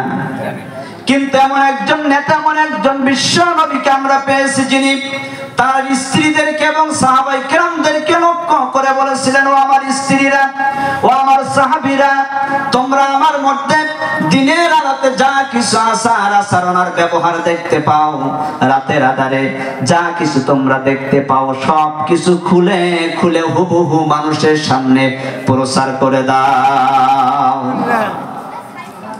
হযরত আয়েশা সিদ্দিকা রাদিয়াল্লাহু তাআলা আনহার কাছে প্রশ্ন করা হলো নবীজির চরিত্র কেমন? হযরত আয়েশা রাদিয়াল্লাহু তাআলা আনহা বলেন, কানা খুলুকুল কুরআন, আমার নবীর চরিত্র হলো কোরআনের চরিত্র। জোরে বলেন সুবহানাল্লাহ। কোরআনের মাঝে বিধানও যা, আমার নবীজির মাঝেও বিধানতা কোনো বেশ কম নাই। জোরে বলেন সুবহানাল্লাহ। সম্মানিত একান্ত আপনজনেরা আমার, তাহলে স্ত্রীরা যদি কোন স্বামীর ব্যাপারে সার্টিফিকেট দেয় ভালো, ওই স্বামী ভালো না খারাপ? জোরে বলেন, আরো জোরে বলেন। আমাদের চারিত্রিক সার্টিফিকেট দেয় কেমন জানেন? এখন তো আপনাদের এদিকে ফিল্টার আছে, এখন কেনা পানি খাই আমরা। পুরুষরা আগে মায়েরা বোনেরা ফিল্টারের গোড়ায় যে ওখানে ভিড় জমে যেত, সবাই গল্প করতো, বোন তোরটা কেমন রে বলে, আর বলিস নে। আমার বাপ যদি এই বদমাইশের হাতে না দিয়ে যদি কেটে টুকরা টুকরা করে কাকসায় শিয়ালি নদীতে ফেলে দিতে, তাহলে অন্তত আমার হাড়ে বাতাস লাগতো। এভাবে করে আমাদের চারিত্রিক সার্টিফিকেট দেয় না। আসলে ভালো এবং মন্দ স্ত্রীরা ভালো জানে। এক স্বামী রাতের বেলায় ঘুমিয়ে আছে, গভীর রাত্রেতে এভাবে আওয়াজ করে উঠেছে। স্ত্রী ছিল পাশে, ডাক দিয়ে বলছে, খোকার আব্বা, এ রাতের বেলায় গভীর রাত্রে এত জোরে চিল্লাও কেন? বলছে, বুঝবি নে, তুই বুঝবি নে, সর, আমি পীর হইছি, খানে কাবায় কুত্তা ঢুকেছে, তাই রুহানি ফয়েজে একটু তাড়াচ্ছি। বলছে, খোকার আব্বা, তুমি আবার পীর হলে কবে? সেদিন যে ওদের বাড়ি কলা চুরি করলে। বলছে, তুই বুঝবি না, আমি পীর হয়েছি। এখন স্ত্রী তো স্বামীর ব্যাপারে সবকিছু জানে, যে স্বামী কেমন। সকাল বেলায় গরম ভাতের নিচে ডিম ভেজে দিয়ে পীর সাহেবের সামনে দিয়েছে। পীর সাহেব ভাতের প্লেট সামনে নিয়ে আধা ঘন্টা বসে। আধা ঘন্টা পরে মেজাজ নিয়ে বলছে, বিবি। বলছে, কি হয়েছে? বলছে, আল্লাহর ওলির সাথে বিয়াদবি। তার মানে বুঝলাম না, কি বিয়াদবি করলাম আমি? বলছে, আধা ঘন্টা ভাত দিলি, তরকারি দিলি না। বলছে, ও এই তোমার কেরামতি বাংলার জমিন থেকে গভীর রাত্রে রুহানি ফয়েজে খানে কাবার কুত্তা তাড়াও, আর তোমার নাকের ডগায় ভাতের প্লেটের তলায় ডিম থাকে টের পাও না, ভণ্ডামি করার জায়গা পাও না। না সম্মানিত একান্ত আপনজনেরা আমার, তাহলে একজন স্ত্রী তার স্বামীর গোপনও জানে, প্রকাশ্য জানে। হযরত আয়েশা বললেন, আমার নবীজির চরিত্র হলো কোরআনের চরিত্র। যেই দিন রাসূল করিম সাল্লাল্লাহু আলাইহি ওয়াসাল্লাম নবুয়তি প্রাপ্ত হলেন, হেরা গুহা থেকে আসলেন, খাদিজাকে বললেন, খাদিজা, আমার গায়ে জ্বর এসে গিয়েছে, আমি ভয় পেয়েছি, আমাকে কম্বল দিয়ে ঢেকে দাও। খাদিজা রাদিয়াল্লাহু তাআলা আনহা, তিনি ওই সময় বলেছিলেন, হে আবুল কাসিম, ইয়া আবুল কাসিম, হে আমার প্রিয় স্বামী, আমি জানি আপনি কেমন, কারণ আমার বিবাহের পূর্ব থেকে আপনার সাথে ওঠা বসা চলাফেরার সুযোগ আল্লাহ সুবহানাহু ওয়া তাআলা আমাকে দিয়েছেন। এবং নবুয়াতের পূর্বে, আপনি নবুয়াতি পাওয়ার পূর্বে, এর পূর্বে আপনাকে আমি স্বামী হিসাবে পেয়ে আমি বুঝতে পেরেছি আপনি এমন একজন মানুষ যার কোনো তুলনা হয় না। আপনি এতিম মিসকিনদেরকে খেতে দেন, বিধবাদেরকে আশ্রয় দেন, আপনার আত্মীয়তার সম্পর্ক আপনি রক্ষা করেন, আপনার দ্বারা কোনো মানুষ কষ্ট পায় না। সুতরাং কোনো জিন ভূত কোনো অন্য কিছুতে আপনার কোনো ক্ষতি করতে পারে না। সুতরাং আপনাকে কোনো ভয়ের কারণ নাই। আল্লাহ সুবহানাহু ওয়া তাআলা এর মাধ্যমে আপনাকে সুসংবাদ দিতে যাচ্ছেন। সুবহানাল্লাহ। ওই দিন আবু জাহেল খানে কাবার মুলতাজামে দাঁড়িয়ে দোয়া করল, আল্লাহ মুহাম্মাদের বিরুদ্ধে যুদ্ধ করতে যায় বদরের ময়দানে, মুহাম্মদ যদি সঠিক হয়, ভালো হয়, তাহলে মুহাম্মাদের বিজয় দিও। আর আমি আবু জেহেল যদি ভালো হই, সঠিক হই, তাহলে তুমি আমাকে বিজয় দিও। আল্লাহ সুবহানাহু ওয়া তাআলা বললেন, এই দুয়ার হাতছাড়া করা যাবে না, আমি কবুল করলাম। জোরে বলেন সুবহানাল্লাহ। আবু জেহেল এই দোয়া করে তার সঙ্গী সাথী এবং তার সৈন্য দলকে নিয়ে বদরের ময়দানে চলে গেল। যে যেখানে শক্ত মাটি আছে ওই স্থানগুলি আবু জেহেল তার সৈন্য বাহিনী দিয়ে দখল করে নিল। রাসূল করিম সাল্লাল্লাহু আলাইহি ওয়াসাল্লাম পরে যে 313 জন সৈন্যদেরকে নিয়ে, সাহাবায়ে কেরামদেরকে নিয়ে বদরের ময়দানে যে দেখেন এই অবস্থা, কাফের মুশরিক বেঈমানেরা আবু জেহেলের নেতৃত্বে শক্ত মাটি দখল করে নিয়েছে। বালু মাটিতে জোর প্রয়োগ, শক্তি প্রয়োগ করা যায় না, পা সরে যাবে, পা ডেবে যাবে। আল্লাহর নবী আল্লাহ রাব্বুল আলামিনের দরবারে সিজদায় পড়ে আল্লাহ তাআলার দরবারে চোখের পানি ফেলে ফেলে ক্রন্দন করতে লাগলেন। আল্লাহ সুবহানাহু ওয়া তাআলা হযরত জিবরাইল আলাইহিস সালাতু ওয়াস সালামকে পাঠিয়ে দিলেন, যাও জিবরাইল, আমার বন্ধুকে কাঁদতে নিষেধ করো, যেন আমার বন্ধু না কাঁদে। কারণ আমি আল্লাহ সুবহানাহু ওয়া তাআলা আমার বন্ধুর ক্রন্দন আমি সহ্য করতে পারি না। আমি ওয়াদাবদ্ধ হলাম আজ বদরের ময়দানে আমার বন্ধুকে সাহায্য করার জন্য 1000 রহমতের ফেরেশতা আমি আল্লাহ রাব্বুল আলামিন নিযুক্ত করব। জোরে বলেন সুবহানাল্লাহ। হযরত জিবরাইল আলাইহিস সালাতু ওয়াস সালাম এসে বললেন, ইয়া রাসূলুল্লাহ, ইয়া হাবিবাল্লাহ, আপনি আর কাঁদবেন না, মাথা উঠান। আল্লাহ রাব্বুল আলামিন ওয়াদা করেছেন বদরের ময়দানে আপনার সাহায্য করার জন্য। আল্লাহ রাব্বুল আলামিন আকাশের জগৎ থেকে 1000 রহমতের ফেরেশতা পাঠাবেন, আপনি মাথা উঠান। কারণ হলো আমালাকুম মিন দুনিল্লাহি মিন ওয়ালিয়্যি ওয়ালা নাসির, বান্দার জন্য একমাত্র সাহায্যকারী কে? জোরে বলেন কে? আরো জোরে বলেন মুসলমান কে? আল্লাহ রাব্বুল আলামিনের হাবিবের যখন এই সুসংবাদ শোনানো হলো, আল্লাহর নবীর ক্রন্দন আরো বেড়ে গেল। হযরত জিবরাইলকে আল্লাহ তাআলা ডাক দিয়ে বলেন, জিবরাইল রে, আবার যাও আমার হাবিবকে বলো, আমার হাবিব যেন মাথা উঠায়। কারণ আমি বন্ধু হই, আমার বন্ধুর ক্রন্দন আমি সহ্য করতে পারি না। আমি আল্লাহ রাব্বুল আলামিন ওয়াদাবদ্ধ হলাম আজ বদরের ময়দানে আমার বন্ধুকে সাহায্য করার জন্য আকাশের জগৎ থেকে 3000 রহমতের ফেরেশতা পাঠাবো। আল্লাহর নবীকে যখন এই সংবাদ দেওয়া হলো, বিশ্ব নবী মুহাম্মদুর রাসূলুল্লাহ সাল্লাল্লাহু আলাইহি ওয়াসাল্লাম মাথা উঠান না। আল্লাহ রাব্বুল আলামিন বলেন, ও জিবরাইল, তুমি আবার যাও আমার হাবিবকে যে বলো আমি আল্লাহ তাআলা আর সহ্য করতে পারি না, আকাশের জগৎ থেকে আজ বদরের ময়দানে আমার হাবিবকে সাহায্য করার জন্য 5000 রহমতের ফেরেশতা পাঠাবো। হযরত জিবরাইল আমিন এসে বলেন, ইয়া রাসূলুল্লাহ, ইয়া হাবিবাল্লাহ, আপনি আর কাঁদবেন না। আল্লাহ রাব্বুল আলামিন ওয়াদাবদ্ধ হয়েছেন আজ বদরের ময়দানে রহমতের ফেরেশতা পাঠাবেন 5000, আপনি মাথা উঠান।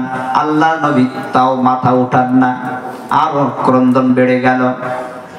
আল্লাহ রাব্বুল আলামিন হযরত জিবরাইলকে ডাক দিয়ে বলেন, জিবরাইল রে, আমার হাবিবের অন্তরের খবর কি আমি আল্লাহ ভালো জানি। আমার হাবিব এবং আমি আল্লাহ সুবহানাহু ওয়া তাআলা এর মাঝখান থেকে তুমি সরে যাও, আমি আমার হাবিবের সাথে সরাসরি কথা বলতে চাই। জোরে বলেন সুবহানাল্লাহ। এজন্য আমার রাসূলের সাথে আল্লাহ সুবহানাহু ওয়া তাআলা যত জায়গায় সরাসরি কথা বলেছেন তার মধ্যে উল্লেখযোগ্য স্থান হলো বদরের ময়দান। জোরে বলেন সুবহানাল্লাহ। লিল্লাহি তাকবীর, লিল্লাহি তাকবীর। প্রধান বক্তার আগমন, প্রধান বক্তার আগমন শ্রদ্ধাবাসীর পক্ষ থেকে লিল্লাহি তাকবীর। সম্মানিত হাজিরিন, যেহেতু মেহমান চলে এসেছেন,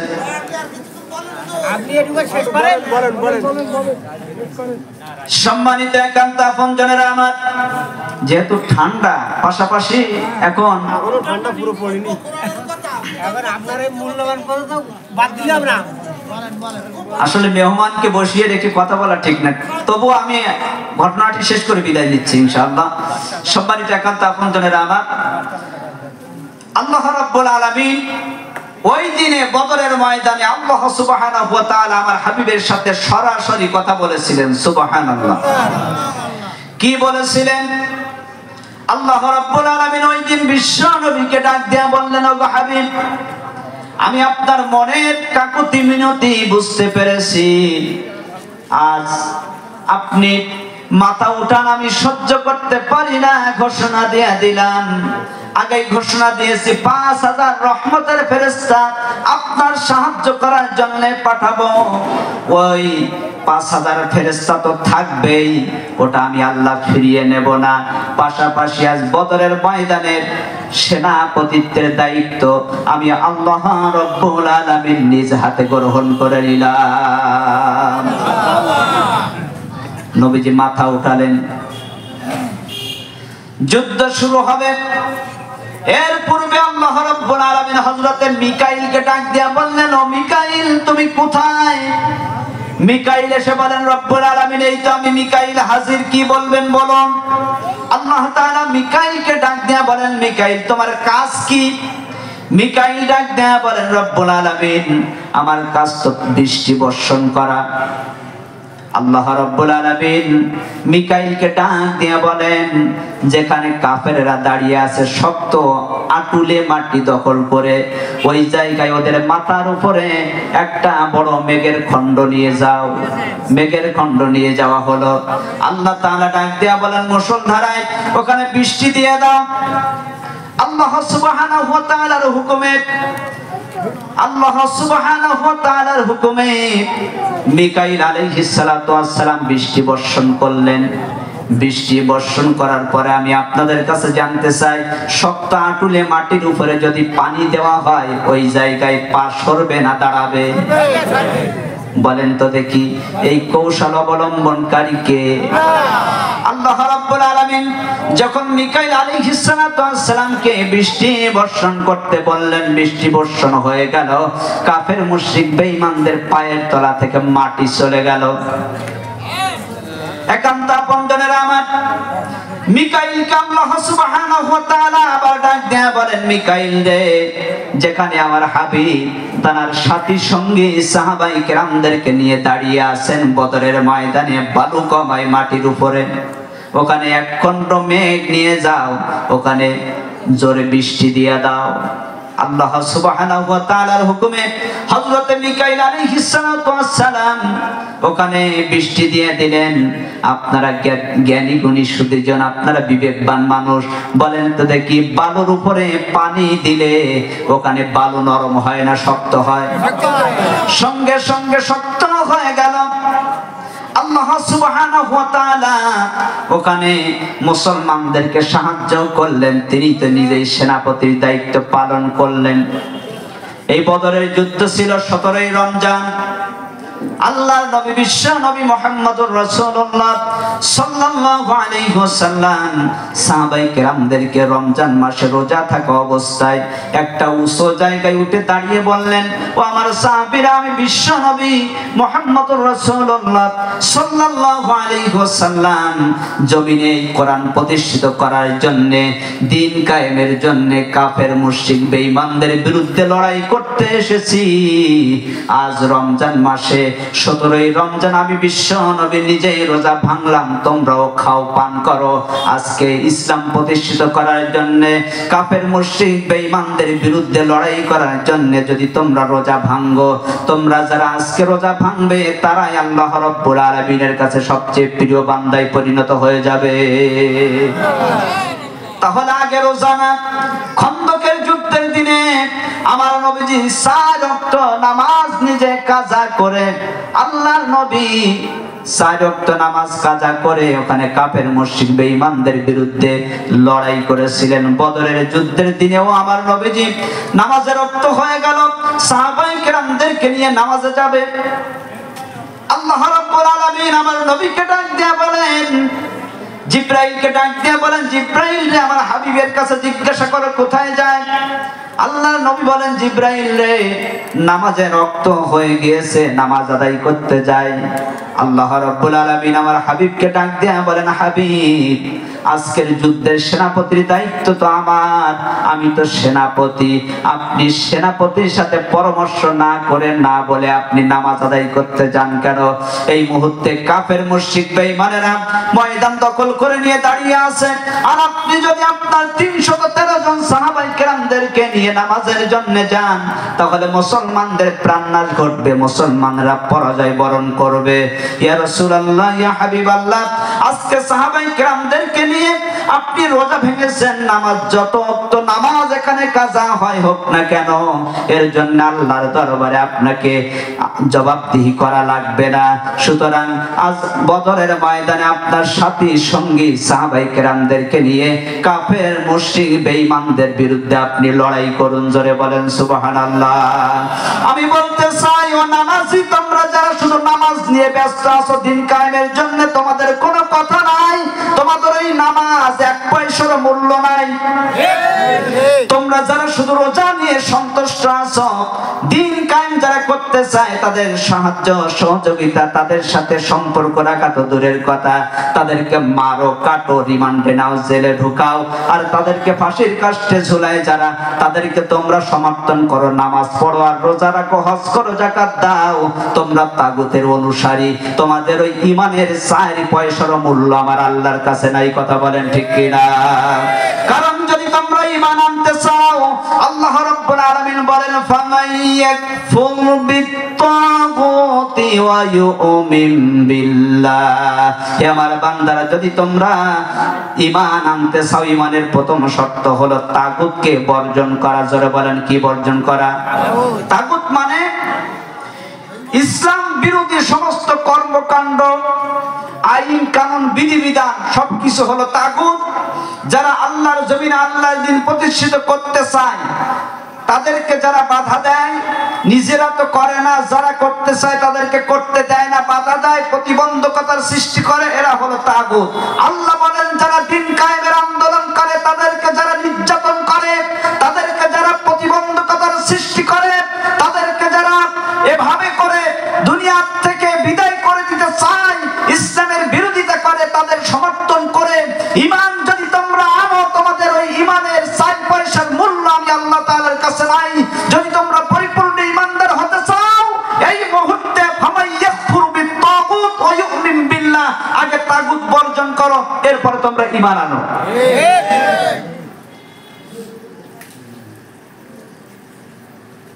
ওবাইদুল কাদেরকে অনেকে ভালোবেসে তার সাথে সম্পর্ক রেখেছে, এখনো কথা বলে তাদের পক্ষে। আমার বুঝে আসে না, মুসলমানের সন্তান।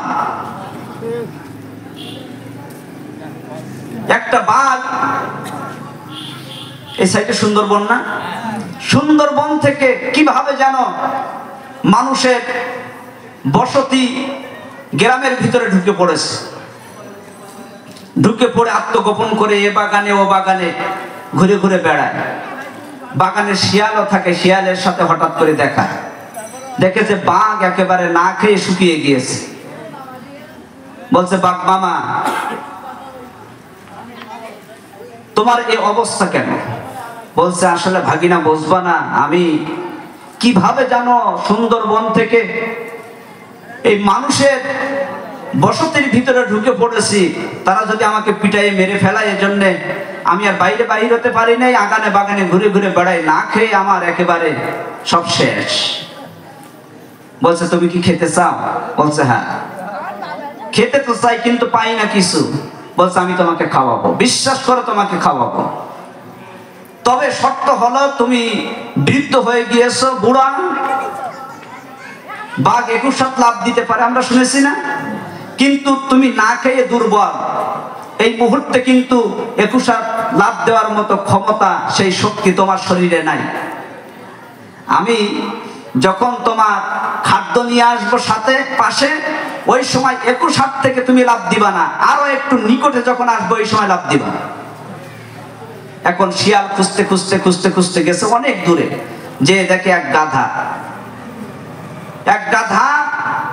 সে খালি মাটির উপরে জিহ্বা দিয়ে চাটতেছে। বলছে, এই গাধা, এমনিতে তোর নাম গাধা, কারণ হচ্ছে ওইদিকে দেখে আসলাম কত ফল ফলাদি, ঘাস পাতালতা, সবুজ বৃক্ষ, ওগুলো ওখানে তো যাবি না, তুই ফাঁকা ময়দান সেটি বেড়াচ্ছিস, চল তোর খাওয়াবো। এই সমস্ত খেয়ে হয় নাকি? ওদিকে সবুজ কত ঘাস পাতালতা দেখে আসলাম, তুই খাবি, চল। বলছে, সত্যি? বলছে, আমি কি তোর সাথে ফাজলামি করছি নাকি? চল। নিয়ে আসতেছে খাদ্য দেওয়ার লোভ দেখিয়ে, আর এদিকে বাঘকে বলেছে, বাঘ মামা রেডি থেকো, খবরদার 21 দূর থেকে লাভ দিবা না, কাছাকাছি আসলে এরপরে ঘাড় মটকাবে। এখন বাঘ তো অনেকদিন না খাওয়া ক্ষুধার্ত, শিয়াল গাধাকে পান দিয়ে নিয়ে আসতেছে খাওয়ানোর জন্য। এখন শিয়ালে এই গাধার নজর কোন দিকে? সবুজ বৃক্ষ আছে, সবুজ ঘাস পাতালতা আছে ওই দিকে, আর বাঘের লক্ষ্য হলো যে শিয়াল ভাগিনা আমার জন্য খাদ্য নিয়ে আসতেছে, আমি খাবো। এখন শিয়াল যা আগে নসিহত করেছে বাঘের, ওইটা আর স্মরণে নাই। ওই 21 যখনই দূরে আসে তখন ওই সময় দেশে লাভ। এখন দুর্বল তো না খেয়ে দুর্বল হয়ে গিয়েছে, 15-16 হাত যে ঝোপান করে পড়েছে, আর গাধা বলতেছে, ওরে বাবারে নেছে যে, দেশে উল্টে দৌড়। শিয়াল বলতেছে, মামা আগের থেকে সতর্ক করলাম, তুমি টার্গেট মিস করলে। বলছে, আসলে ভাগিনা আমি বুঝতে পারিনি, কি হবে এখন? বলছে, আমি আবারও চেষ্টা করে দেখি, তবে এবার যেন কান ধরে বলছি, এবার যেন স্মরণ থাকে, 21 দূর থেকে লাভ দেবে না, কাছাকাছি আসলে ঘাড় মটকাবে। বলছে, ঠিক আছে। যখন গাধা দৌড় দিয়েছে, শিয়াল 5 পাঁচ যায়, আবার গাধাকে ধরে বলতেছে, গাধা দৌড় দিলি কেন? বলছে, ওরে আল্লাহ রে, জংলার বাঘ আমার ধরার জন্য সে আক্রমণ করেছিল। বলছে, আসলে এই জন্যই তোর গাধা বলে মানুষ। আচ্ছা বলতো, যদি সত্যি বাঘ হইতো তাহলে ওর হাত থেকে তুই রেহাই পাতিস? বলতিস, তা তো না। শিয়াল বলতেছে, ও আসলে সেই বাঘ না, ও প্লাস্টিকের বাঘ, রিমোটে চলে, তাই রিমোট চাপ দিয়েছে কে, আর এইভাবে এসে পড়িছে। যদি বাঘ হইতো অবশ্যই তো ধরে ফেলতো, তো সব কিছু মনে করিস নি, সব খাবি নে? বলছে, হ্যাঁ সব। ও এই বলেন তো দেখি, বাঘ আর ভুল করবে? ভুল করবে? যখন শিয়াল গাধাকে নিয়ে এসেছে, বাঘ ঠিক মতো এবার চুপচাপ বসে আছে। যখন নিকটে এসেছে, থাবা মেরে ঘাড় মটকিয়ে গাধাকে ফেলিয়ে মেরে ফেলেছে। শিয়ালকে ডাক দিয়ে গাধা বলছে, হে ভাগিনা, আমার অনেক কষ্ট হয়ে গিয়েছে, এখন আমি কি করতে পারি? বলছে, মামা কোনো সমস্যা নেই, আমি এখানে চকি দিচ্ছি, পাহারা দিচ্ছি, আপনি একটু আড়ালে যে বিশ্রাম নিয়ে আসুন। বলছে, ঠিক আছে। ও বিশ্রাম নিতে গেছে, শিয়াল এদিকে পিছনের দরজা দিয়ে ঢুকে ওর দিল কলিজা খেয়ে এসে মুখ টুক মুছে চুপ করে বসে আছে। বাঘ কিছু সময় পরে এসে বুক থেকে ফেড়ে তাকিয়ে দেখে দিল কলিজা কিছুই নেই। শিয়ালকে ডাক দিয়ে বলছে, এই ভাগিনা, দিল কলিজা কি হলো? শিয়াল ডাক দিয়ে বলছে, বাঘ মামা, আমার মনে হয় এই গাধার দিল কলিজা হয় না। বলছে কারণ? একটা প্রাণী দিল কলিজা না থাকলে আবার বাঁচে নাকি? বলছে আপনি ভালো করে বুঝুন বাঘ মামা, যদি দিল কলিজা থাকতো তাহলে প্রথমে আপনি যে ঘা দিয়েছিলেন দ্বিতীয়বারে কি ও আর আসতো? বলছে তা তো না। সুতরাং আমার মনে হয় এই আওয়ামী লীগ সরকার স্বৈরাচারী খুনি শেখ হাসিনা কত মানুষকে রিমান্ডে নিয়েছে, কত মানুষকে, নিরীহ মানুষদেরকে ফাঁসির কাস্টে ঝুলিয়ে আলেম ওলামাদেরকে বিদায় করে ইমানদার মুমিন বান্দাদেরকে নিঃস্ব করে দিয়েছে, কত মায়ের বুক খালি করেছে, কত মা বোনদেরকে বিধবা করেছে, কত সন্তানকে পিতাহারা করেছে, কত মানুষদেরকে আয়না ঘর নামক এই কুলাঙ্গার জেলখানা বানিয়ে, গোপন জেলখানা বানিয়ে গুম খুন হত্যা করেছে।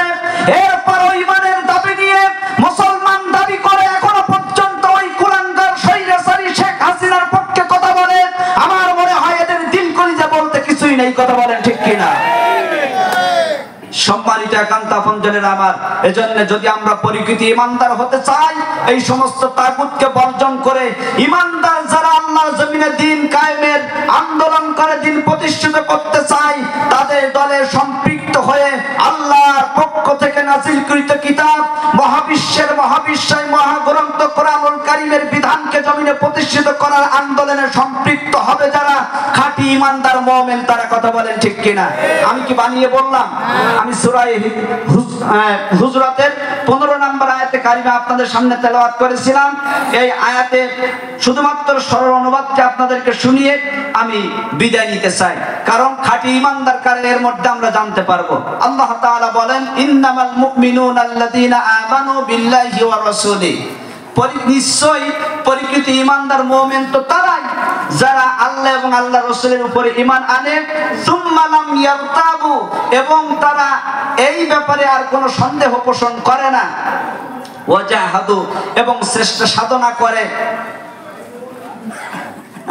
বিআমওয়ালিহিম ওয়া আনফুসিহিম, বিআমওয়ালিহিম ওয়া আনফুসিহিম ফি সাবিলিল্লাহ, তারা জীবন এবং সম্পদ দিয়ে আল্লাহর রাস্তায় আল্লাহর দ্বীন প্রতিষ্ঠিত করার জন্য আন্দোলন সংগ্রাম প্রচেষ্টা করে। আল্লাহ রাব্বুল আলামিন বলেন, উলাইকা হুমুস সাদিকুন, এরাই হলো সত্যিকারের মুমিন, এরাই হলো সত্যিকারের ঈমানদার, এরাই হলো খাঁটি মুমিন। জোরে বলেন সুবহানাল্লাহ। তাহলে আল্লাহ এবং আল্লাহর রাসূলের প্রতি ঈমান, জীবন এবং সম্পদ দিয়ে আল্লাহর রাস্তায় দ্বীন কায়েমের প্রচেষ্টা করা এবং এর উপরে অটল অবিচল থেকে সন্দেহ পোষণ না করে অটল অবিচল থাকা। আল্লাহ তাআলা বলেন, এরাই হলো সত্যিকারের মুমিন। আসুন আমরা যেহেতু ঈমানের দাবি নিয়ে বসে আছি, আমরা তাগুতকে বর্জন করি, পাশাপাশি আমাদের সম্পদ দিয়েছেন আল্লাহ, জীবন দিয়েছেন আল্লাহ, এই আল্লাহর দেওয়া সম্পদ আর জীবন দিয়ে আল্লাহর দ্বীন প্রতিষ্ঠিত করার জন্য আল্লাহর জমিনে কাজ করি, তাহলেই আমরা খাঁটি ইমানদার মুমিন হতে পারবো। কথা বলেন ঠিক কিনা?